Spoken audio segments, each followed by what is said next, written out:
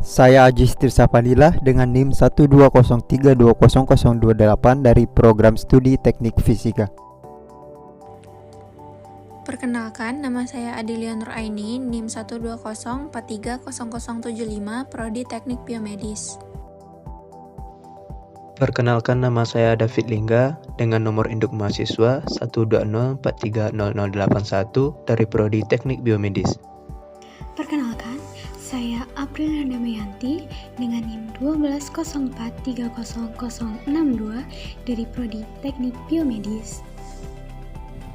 Saya Afif Zuhriansyah, NIM 120430078 dari Program Studi Teknik Biomedis. Saya Aldi Ilyas, NIM 120430073 dari Prodi Teknik Biomedis. Assalamualaikum warahmatullahi wabarakatuh. Di sini kami dari kelompok 3 RPL Fisika Dasar 2 TPB 9B akan menjelaskan dan mempresentasikan tugas RPL kami yang berjudul Penggunaan Prinsip Cauchy-Lorentz pada Elektromotor Sederhana. Adapun tujuan dalam melakukan percobaan ini yaitu pertama, membuat motor listrik sederhana, kedua, memahami prinsip Cauchy-Lorentz, ketiga, memahami prinsip kerja motor listrik, keempat, menentukan pengaruh variabel listrik dan magnet terhadap karakteristik motor listrik. Teori dasar penerapan gaya Lorentz pada motor listrik sederhana.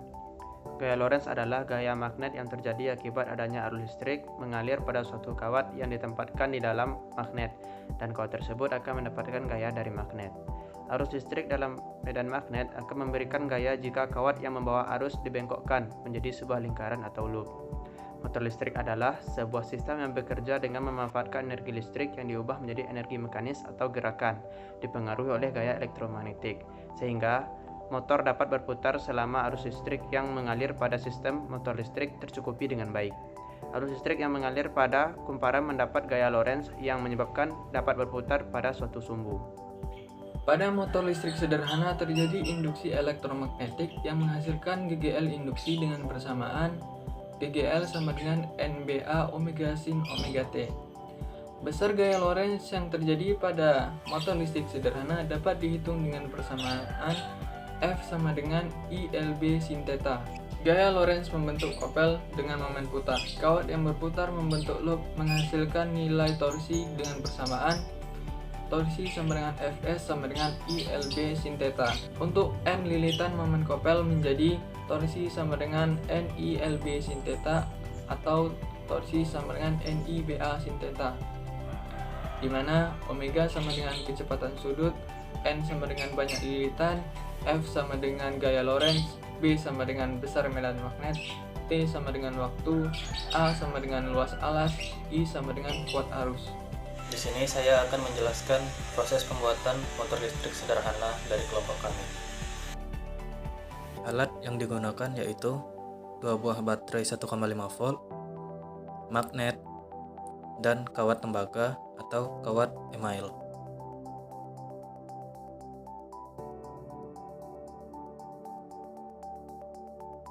Selanjutnya kita potong kawat tembaga.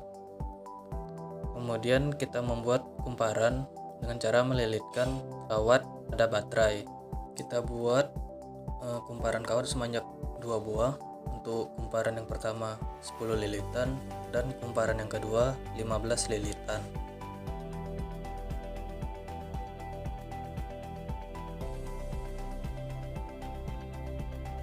Nah, setelah selesai kita buat kumparan tadi, selanjutnya kita akan mengamplas kedua ujung dari masing-masing kumparan.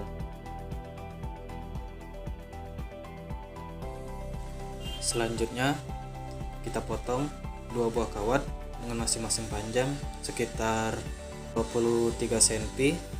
Kemudian salah satu ujung dari masing-masing kawat tadi membentuk huruf S.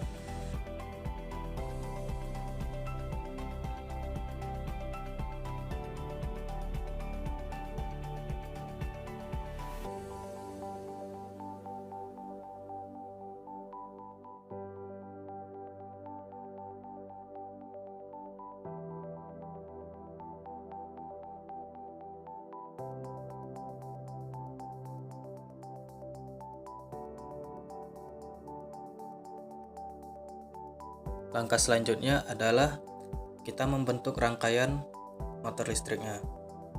Gunakan selotip untuk menempelkan kawat pada bidang.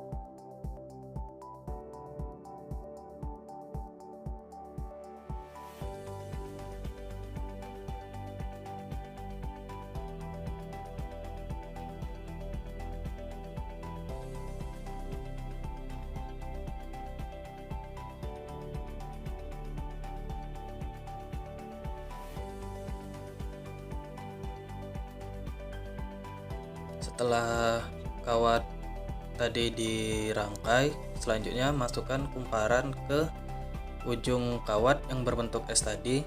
Kemudian magnet diletakkan di bawah kumparan dan baterai di ujung kawat bagian lainnya.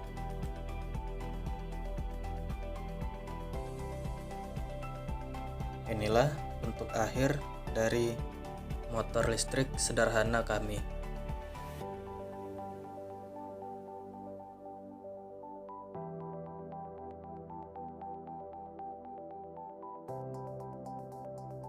Pada dasarnya, motor listrik terdapat dua komponen utama yang dapat menghasilkan gaya gerak, yaitu stator dan rotor. Stator merupakan bagian pada motor listrik yang tidak dapat bergerak ataupun berputar, sedangkan rotor merupakan bagian pada motor listrik yang dapat berputar ataupun bergerak.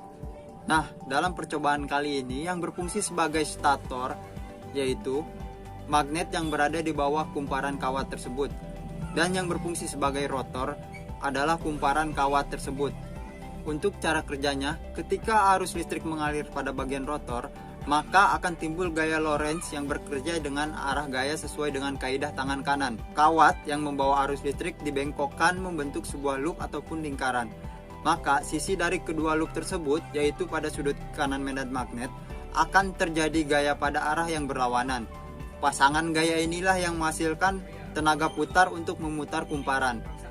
Ini akan terjadi secara berulang-ulang dan membuat rotor berputar secara terus-menerus selama terdapat aliran listrik pada baterai.